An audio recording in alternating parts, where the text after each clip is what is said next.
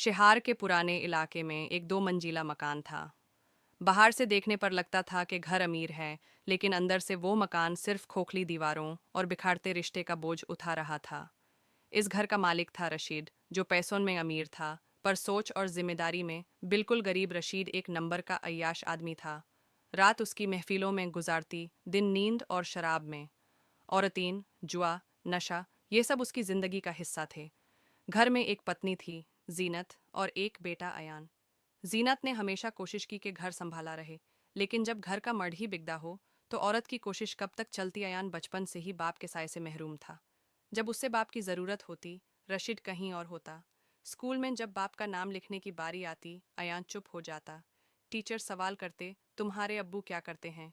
अयान के पास कोई जवाब नहीं होता। जीनत रोज़ अयान को समझाती, बेटा पढ़ लिख लो, तुम्हें अपनी ज़िंदगी खुद बनाना है। लेकिन माँ की बात और बाप का अमल जब अलग हो तो ना है। लेकिन माँ की बात और बाप का अमल जब अलग हो तो बच्चा उलाझ जाता है। जवानी आते आते अयान के दोस्त बदल गए। गाली के लफांगों के साथ रहना उसे अपनापन देता था। पहले सिगरेट, फिर छोटा नशा, और फिर पैसों की भूख।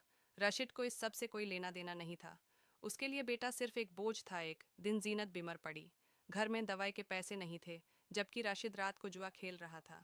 अयान ने पहली बार चोरी की, सिर्फ माँ की दवाई के लिए। लेकिन ये पहली चोरी ही आखिरी नहीं थी। धीरे धीरे चोरी अयान की आदत बन गई। कभी बाइक चुरा ली, कभी मोबाइल। पुलिस के चक्कर शुरू हो गए। शहर उसे पहचानने लगा, यह रशीद का लड़का है। चोर। इस बीच अयान की जिंदगी ने एक और मोड़ लिया।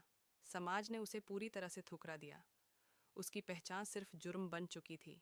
तभी वो हिजरा कम्युनिटी के कुछ लोगों के साथ रहने लगा। वहाँ उसे पहली बार लगा कि कोई उसे बिना सावल के अपना रहा है, लेकिन अंदर से वो टूटता जा रहा था। मार्ड होने के बोझ और मजबूरी के बीच वो अपनी पहचान खो चुका था। एक रात एक बड़ी चोरी के बाद अयान पकड़ा गया। पुलिस स्टेशन में उसे बुरी तरह पीटा गया। इंस्पेक्टर बोला, तुम जैसे लोगों के लिए जेल ही सही जगह है। सलाखों के पीछे बैठकर अयान ने जिंदगी को कोसना शुरू किया। न बाप मिला, न रास्ता, न पहचान। जेल से बाहर आने के बाद उसके लिए कोई काम नहीं था।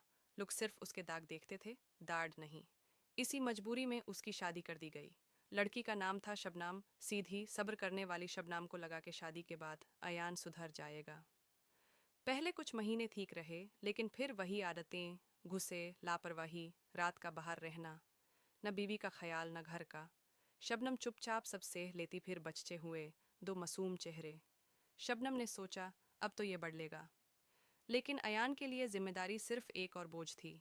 बच्चे भूखे रोते, शबनम उन्हें सीने से लगाकर चुप कराती, और अयान अपनी नाकामी से भागता रहता। रशीद अब बुढ़ा हो चुका था। अयाशी ने उसे खोखला कर दिया था। एक दिन उसकी मौत हो गई, अकेला, बिना किसी के आंसुओं के। कब्र पर अयान खड़ा था। उसके दिल में ना दुख था, ना गुस्सा, सिर्फ एक खलीपान। तब अयान को समझ आया कि उसके बाप ने सिर्फ अपनी जिंदगी बर्बाद नहीं की, बल्कि उसकी नस्लों को भी अंधेरे में धकेल दिया। जीनत पहले ही दुनिया छोड़ चुकी थी। शबनम थक चुकी थी। बच्चे धीरे धीरे अपने बाप जैसे होते जा रहे थे।